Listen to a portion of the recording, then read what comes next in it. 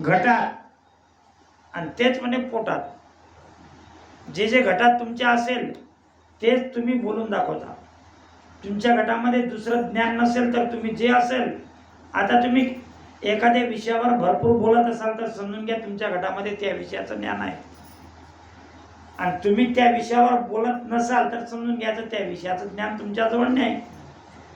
आपली ही जी बाणी आहे, ही बाणी तुमच्या घटामध्ये गेलेली आहे. नागर हकललेला आहे आणि जिथं नागर हकललेला आहे तिथं बी टाकलेलं आहे. आता कित्येक वर्षापूर्वी म्हणजे इतिहासामध्ये त्याची नोंद मिळते की नागरांनीच पेरणी करायचे लोक. त्याच पद्धतीने या शरीरामध्ये मनाने नागर हकललेला आहे आणि मनाने जे पेरलेलं आहे आणि तेच बी आपल्या ओठामार्फत आपण उगवतो. कोणी कोणी एखाद्या चांगल्या पद्धतीने राहण्याची त्याच्याजवळ चांगली सोय आहे, तो चांगल्या पद्धतीने वागतो, चांगल्या पद्धतीने कपडे नेसतो, परंतु त्याची बोलण्याची भाषा एकदम वाईट आहे. तर त्याच्यामध्ये वाईटच बोलण्याची आदत आहे. चांगलं बोलण्याचं ज्ञान त्याच्यामध्ये नाही. कारण की माणसाची क्रियाच ती असते. तेव्हा एकदा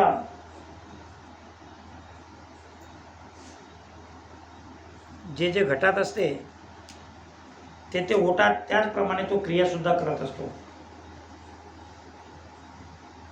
एकदा इंग्लंडमध्ये एक माणूस होता आणि तो एका शाळेवर चपरासी होता.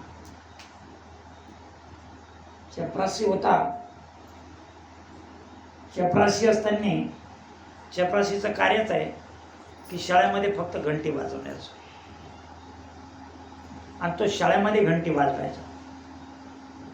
घंटी वाजवताना तो एक भाषा बोलायचा. घंटी वाजली टन टन टन, मी बोलतो इंग्लंडचा पंतप्रधान वेलिंग्टन. आणि तो माणूस त्या पद्धतीने कर्म करता करता एक दिवस त्या इंग्लंडचा पंतप्रधान झाला. आपण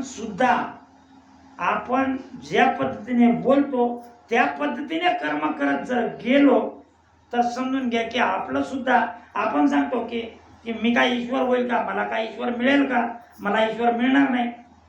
जर तुम्ही सांगितलं की मी नामस्मरण करतो, त्या नामस्मरणाच्या आधारे मी ईश्वराची प्राप्ती करू शकतो, तर त्याला ईश्वर प्राप्ती होऊ शकते. पण त्याची कर्मण्यता तशी पाहिजे. त्यानं जर सांगितलं की मी तशा पद्धतीचं कर्म करत नसेल, कर्म करायला पाहिजे आणि कर्म करत नसेल तर त्याची प्राप्ती कधी त्याला होत नाही. वो सोमुकारे करो बळदिया सुरत रास समाय. आता वो म्हणजे आत्मचेतन. थोडक्यात वो से काया बनी सोहम से मन होय. वो सोहू के परे जहां निरंजन देव. आता वो म्हणजे आत्मचेतन. आपल्या आत्म्याच्या चेतनमध्ये म्हणजे आत्मा चेतनच आहे. कारण की आत्मे परमात्मा, आत्म्यामध्येच परमात्मा असतो, म्हणून आत्मा हा चेतन आहेच, म्हणजे आत्मचेतन. आता प्रश्न झाला सोमुख का म्हणवय. आता महाराजांनी 2-3 ठिकाणी वेगवेगळे विश्लेषण केलेले आहे. हा, तर सोम म्हणजे मन. महाराज मनाने क्रिया सांगतात. मन से घिजळ जाणिया तो इम्रत हो जाय. आपण मनाने सांगितलं, मी जर मनाने सांगितलं की मी करोडपती झालो, तर करोडपती कधी होत नाही. म्हणजे महाराज मनाच्या क्रियेला लहान सांगतात. मनाच्या क्रियेला लहान सांगतात म्हणजे मनाने कार्य होत नाही. आता दुसरी गोष्ट आहे, मनाने जर होत नाही तर होते कशाने. आपण सांगतो मग की बा तोंडाने होते. आता तोंडाचं नामस्मरण बंद आहे. आपण स्मरणाची व्याख्या आताच केली की ते स्मरण नाही, तर तोंड म्हणजे शब्द बंद झाला. मग आपण सांगू की आता आपण श्वासाने भजन करू. आता महाराज श्वासाचं खंडन करतात.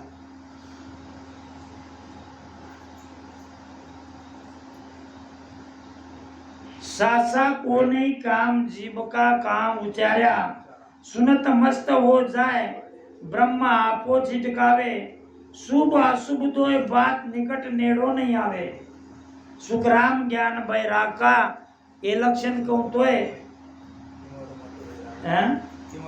तीवर मद बैरागरे हात भयात का होय. तर महाराज त्या श्वासाचं सुद्धा खंडन करतात. मग आता नामस्मरण आपण कशाने करायचं, महत्वाचा प्रश्न आहे. आता गोष्ट आहे, श्वास जर खलास झाले, श्वास जर खलास झाले तर त्या श्वासाच्या वरती काय, आस कह रही सास से धीरज धरना सी, सास कह रही सास से धीरज धरना सी, बिन मांगे मोती मिले, मांगे मिले नबी, मांगे मिले नबी. त्या श्वासाच्या वरती जी गोष्ट असेल ती गोष्ट फार महत्वाची. आता ती आहे आशा. श्वासाच्या वर काय, आशा. आणि ती आश फार महत्वाची आहे. आपण नामस्मरण करत असताना आपल्या आशा कुठे कुंठित झालेल्या आहेत. आता महाराजांनी त्याचं सुद्धा खंडन करून टाकलं. आता पहा काय, आशा थकी कल्पना ओढी भरम करम माई. आशा उडी, आशा उठी, कल्पना उडी, आशा थकी, कल्पना उडी. आता आशा थकली पाहिजे. आता प्रत्येकाची आशा कशावर लागलेली आहे, प्रत्येकाची आशा संसारावर जडलेली आहे. आणि आपण काय करतो, नामस्मरण. आणि आशा जडलेली आहे संसारावर. आता आपल्या आशा ज्यामध्ये गुंतलेल्या असतील त्यामध्ये साचा जाऊन खर्च होते. मग आता तुमच्या साचा खर्चा कुठे झाल्या, जिथं खर्च झाला असेल.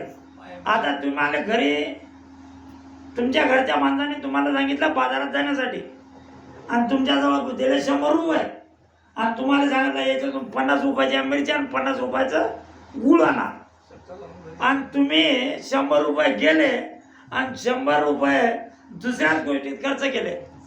आता घरचे लोक तुम्हाला सांगतील काय.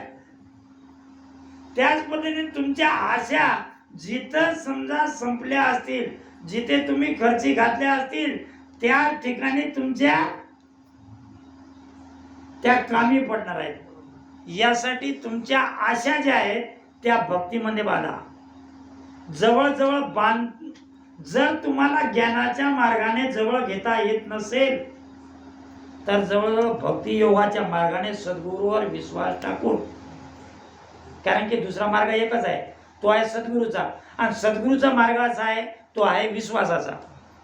तेरे किए कुछ होवत नाही, तुझ्या केल्याने भाऊ काहीच होत नाही. मग कोणाच्या आधारे होते, तर सद्गुरूच्या केल्याच्या आधारे सर्व काही होऊ शकते. पण तुम्ही त्याच्या सत्तेने चालायला हवं. यासाठी महत्वाचा विषय आहे. हाच योग आहे राजयोग. आणि राजयोगाची भक्ती करायची असेल तर तुम्हाला सद्गुरूच्या शरणामध्ये जावं लागेल. यासाठी मनाचा अभ्यास हा कोणासाठी आहे? हा स्मरणासाठी. हा नामस्मरण घ्या तुम्ही. नामस्मरण जरूर घ्या. राम आणि म हे दोन शब्द मी तुम्हाला एक विशेष सांगतो. या दोन गोष्टीचं महात्म्य काय, या दोन शब्दाचं महत्व काय. आता पहा, शब्द विशारद शास्त्र म्हणून एक शास्त्र आहे. त्या शब्द विशारद शास्त्रामध्ये एक गोष्ट आहे पहा. रा हा अग्निवाचक शब्द आहे. अग्निवाचक म्हणजे जाणारा. काय करणारा? जाणारा. ररंकार की डोर सु सुखदेव माईल काय. आपण कोणता शब्द सांगतो? करक शब्द सांगतो. कोणता? तात्या का संवादामध्ये आलेला आहे ते करत शब्द. आता ते करत शब्द आहे ते आहे काटणारा. काटणारा म्हणजे जाळणारा. ते आहे राम. ते आहे अग्निरूप रा. आणि मधात आला कोण? व्यंजन स्वर. रा आहे म. रा आहे काय? व्यंजन. र काय? व्यंजन. आता एकूण किती? 52. आपण किती का आपल्या भाषेत सांगतो ना एकदा काय, एखादी वस्तू आणली एखाद्या म्हाताऱ्याने सांगितलं तर लेकराला सांगितलं, अरे जरा बाबा ती वस्तू घेऊन ये. तर तो मुलगा जातो आणि तिथे झामलत बसतो, पण ती वस्तू काही आणत नाही. आता तेव्हा तो म्हातारा काय सांगते त्या मुलाला, अरे 52 तिथे काय करायला, वस्तू तुझ्या समोर पडलेली आहे ना. म्हणजे 52 काय म्हणजे 36 व्यंजन आणि 16 स्वर म्हणजे अर्थात 52. आता त्या 52 मध्ये हे शब्द आहेत. एक रा. कशात आहे रा? हे आहे कशात? व्यंजन मध्ये. आणि म सुद्धा व्यंजन मध्येच आहे. आता मधात कुठला शब्द आला? शब्द आहेत 2, पण शब्द येतात 3. आता 3 हा शब्द कोणता आहे? धनात्मक. तिसरा शब्द कसा आहे? आणि स्वर हे धनात्मक असतात. स्वर असतात धनात्मक. तुमचे कुठलेही शब्द घ्या, जरी त्याच्यामध्ये व्यंजन जरी स्वर आला नसेल पण स्वर आल्याशिवाय राहत नाही. स्वर हे फक्त मनात येण्यासाठीच असतात. ते असतात फक्त धनात्मक. आता रा अग्निवाचक आहे. आता बरोबर आहे. आणि आ काय? आदित्यवाचक. दुसरं गोष्ट म्हणजे आपण त्याला सूर्यवाचक सुद्धा सांगतो. हा काय? आदित्यवाचक. आणि मग आहे कर्माला कापणारा. आता कर्माला कापणारा म्हणजे तर आज मत आपण सांगतो की पश्चिमच्या दिशेने जाणारा मत संपतो. आता या 3 प्रकारचे 3 शब्द आहेत. या 3 शब्दाला मोडून त्याचं नामस्मरण करत राहा. हे नामस्मरण जर करत राहिलो, सद्गुरूवर विश्वास आपण ठेवला तर समजून घ्या की तुमची जीवनाची नौका पार पडली. नाहीतर तुमची जीवनाची नौका कधीही पार पडत नाही. कारण की तुम्ही ज्ञानाच्या आधारे जर प्राप्ती करून घ्यायचं असेल तर ज्ञान हे फार अथांग आहे. हे आता आहे. हे तुम्हाला सापडत नाही. कारण की ज्ञान म्हटलं की ज्ञानाच्या वरतीच तुम्हाला जावं लागेल. आणि ज्ञानाच्या वरती कोण असतात? तर ज्ञानाच्या वरती फक्त सद्गुरू असतात.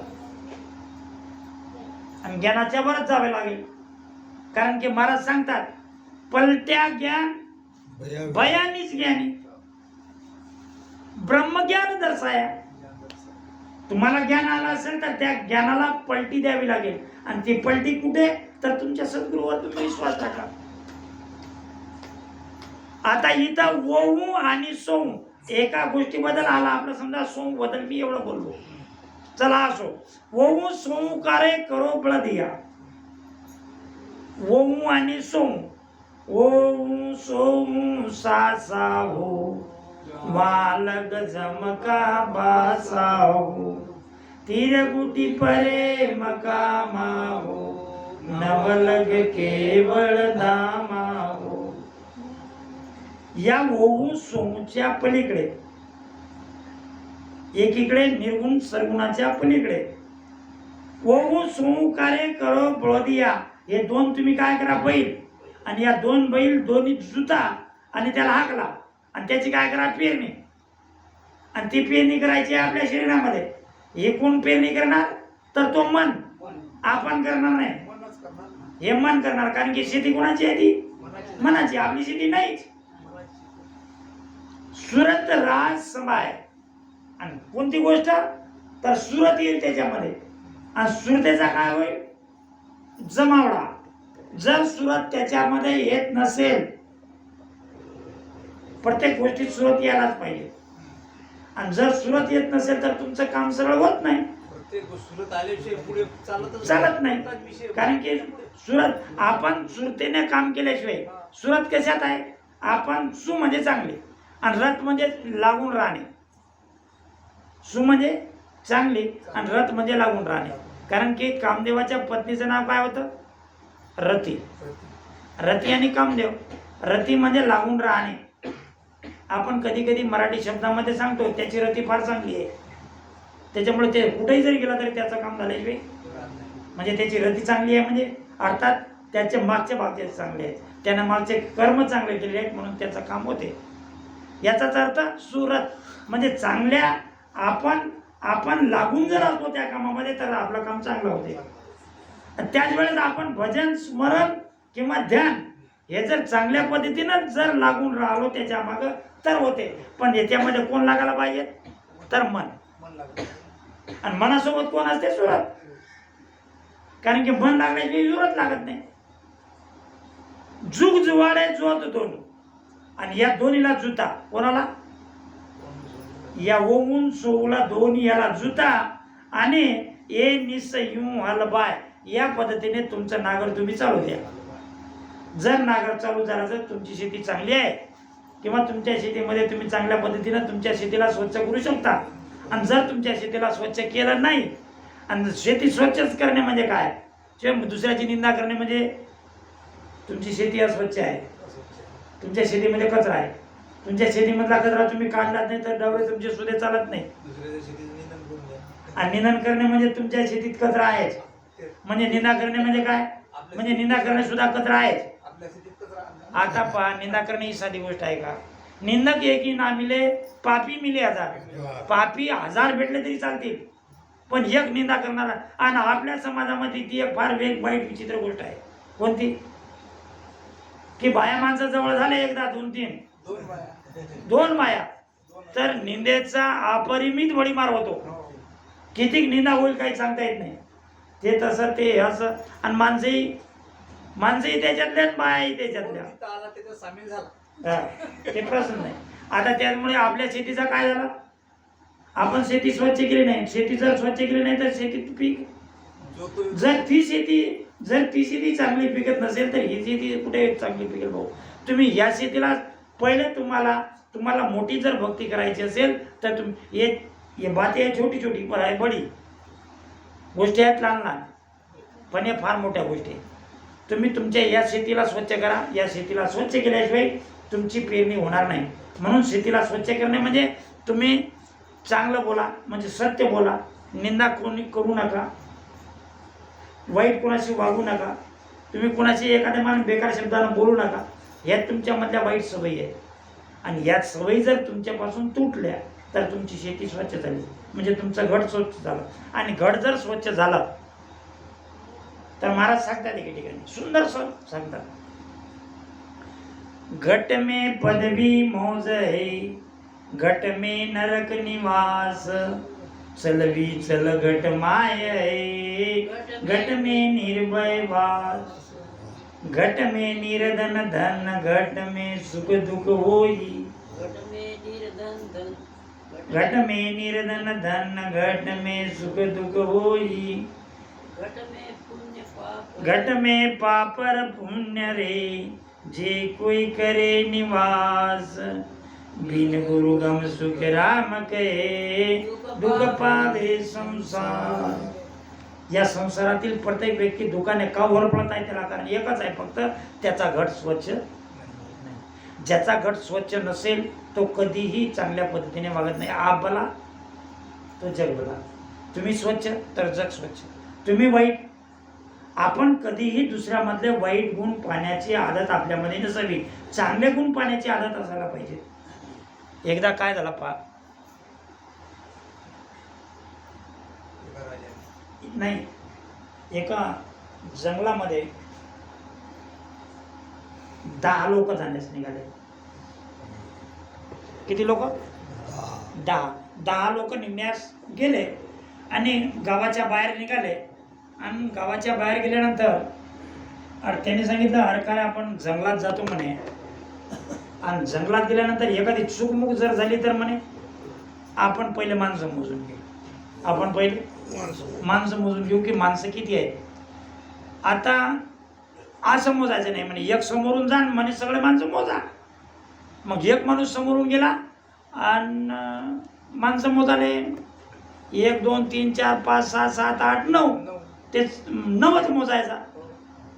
आता मी सांगितलं की अरे तुला मोजता येत नाही, तू इकडून ये. मग असं करत करत त्या 10वर ती पळी आली, पण ते सगळे किती मोजत होते? 9. स्वतःला कोणी मोजत नाही. त्या पद्धतीने आपण स्वतःमधले गुण जे आहेत आपले, ते स्वतःमधले गुण काढण्याची कोशिश करा. तेव्हा आपण दुसऱ्यामधले गुण कधीतरी चांगले पाण्याचं करा.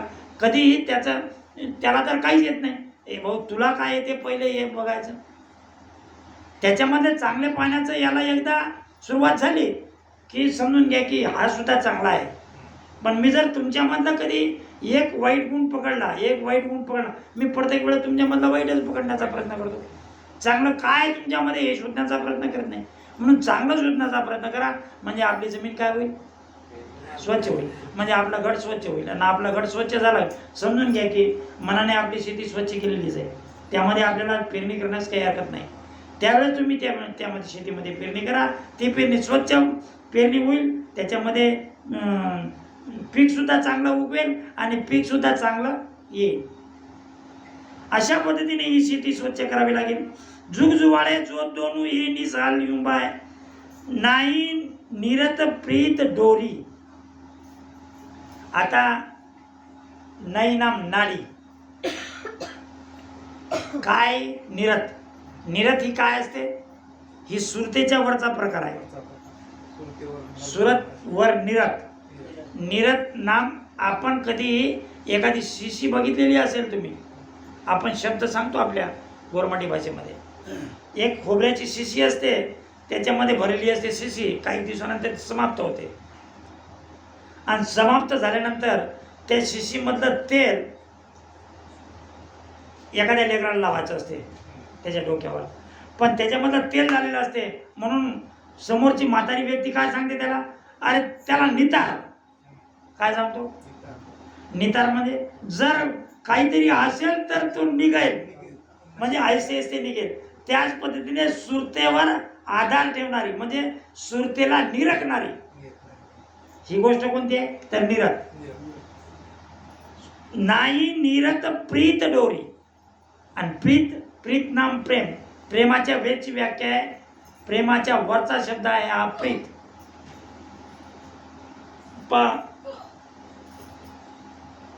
शील साच संतोष प्रेम प्रीत चित लीण और के सुख राम दया गट जरणा 8 अंग ये चीण. जिथपर्यंत या 8 अंग प्रत्येक साधकामध्ये येत नाहीत, तिथपर्यंत त्याचा साधूचा स्वभाव कधी होतच नाही. ह्या 8 गोष्टी यायला पाहिजे. शील सास संतोष प्रेम प्रीत लीन. प्रेम प्रीत चित लीन के सुख राम दयागड जरणा 8 अंग ये चीण.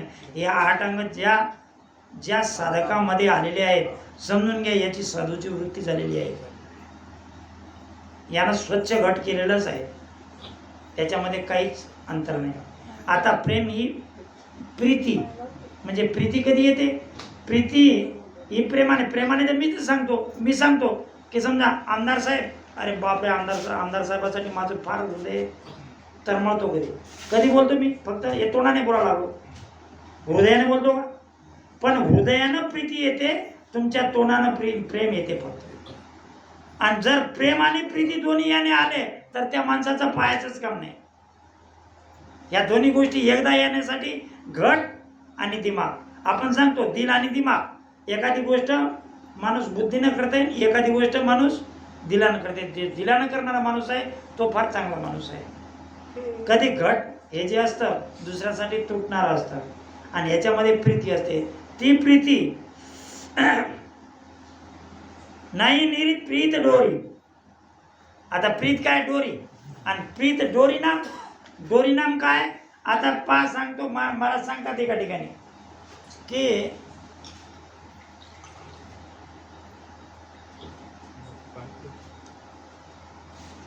कोणती अर्जच आहे ती आपण नेहमीसाठी म्हणतो ती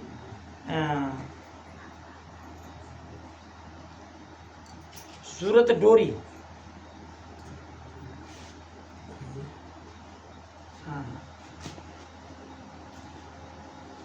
आठवण या ती अर्जच आहे ती एक डोरीचं आहे, सुरत किंवा मनाची डोरी आहे का? आठवण तुम्हाला? आठवण यायला तर डोरी, त्या डोरीने काय करतो आपण? डोरीने जर पतंग वर गेली तर आपण डोरीने काय करतो? खाली. ती आहे प्रीत.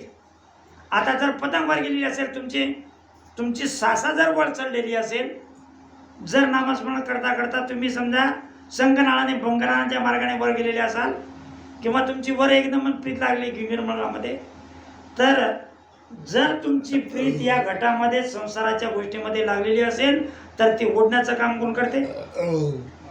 ही दोरी करते. तर ती दोरी कोणती? ही प्रेताची दोरी, ही प्रेमाची दोरी. ही प्रेमाची दोरी तुमची संसारामध्ये जर असेल तर ती वर लागलेली सासा सुद्धा तुमच्या खाली ओढून निघतात. दिल दरवाजा लगाय कुठं लागलेली आहे ती? तर या गटामध्ये लागलेली आहे. आणि या गटामध्ये ती एक गोष्ट आहे पहा, ही नेहमी सांगतो मी, आपल्या गटामध्ये एक गोष्ट आहे, ती सायंटिस्ट गोष्ट आहे, वैज्ञानिक गोष्ट आहे. पहा, ती वैज्ञानिक गोष्ट आहे. त्याला आपण इंग्लिशमध्ये एक नाव सांगतात, मराठीमध्ये त्याचं नाव वेगळं आहे. पहा, एसेनॉल म्हणून त्याला इंग्लिशमध्ये सांगतात, एसेनॉल म्हणून सांगतात. आता मराठीमध्ये त्याचं नाव आहे ब्रह्मगाठ. आणि या ब्रह्मगाठीला खोलण्यासाठी हे कित्येक जगातले सगळे लोक प्रयत्न करतात. आणि आपण सुद्धा आपल्या शरीराच्या गाठीच खोलण्याचा प्रयत्न करतो. आणि या गाठीला खोलण्यासाठी काय कशाची आवश्यकता आहे? त्या प्रीतीची. आणि या दिलामध्ये आहे ते. आणि हे दिल लागलेलं आहे ते या दिल काय करतो? कधी दिल फक्त वापिस हे कार्य करतो, फक्त पलक पलक पलक पलक. म्हणजे याच्यामध्ये तो येऊ देत नाही, तो फक्त बाहेरच करतो क्रिया. तुमच्या काय क्रिया आहे तुम्ही बाहेरच्या बाहेर राहू द्या. बुध बमेक विचार बांधो यूं हल संबंधा बाय. बुध बमेक, बमेक नाम विवेक. आता बुद्धी ही काय? विवेक. बुद्धी काय? ही विवेक. आणि विवेक हा विचाराच्या वर असतो. विवेक हा विचाराच्या वर असतो. कारण की विचार कधी येतात? मनामध्ये ज्यावेळेस विचार येतात, ज्यावेळेस विचार येतात, विचारामध्ये विकार जर उठले तर तो कुठे आला? एकदम खाली आला. म्हणजे अर्थात कुठे आला? आता म्हणा की 84 आला. मनामध्ये विचार आले आणि विचाराने तो विकारात जर गेला तर कुठे गेला? तो 84 गेला. आणि मनामध्ये जर विचार आले आणि विचार हे कधी विवेकात जर गेले तर त्याचा तरुणोपाय झाला. अशा पद्धतीने आपला तरुणोपाय करायचा असेल तर बुद्धी ही फार विवेक बुद्धी बाळगला पाहिजे. बुध बमेक विचार बांधो यूं हल संबंधा बाय. या पद्धतीने या भवसागरामध्ये आपल्याला या मनाची जो नागर आहे तो नागर चालवायचा आहे. हा नागर त्या पद्धतीने चालला तर समजून घ्या की आपण या जन्मामध्ये तरुण जाण्यास समर्थशाली आहोत. नाही तर आपण या जन्मामध्ये तरुण जाण्यास समर्थशाली नाही. अशा पद्धतीने मनाचं कार्य फार मोठं आहे. आपण आपला विषय इथंच संपवू.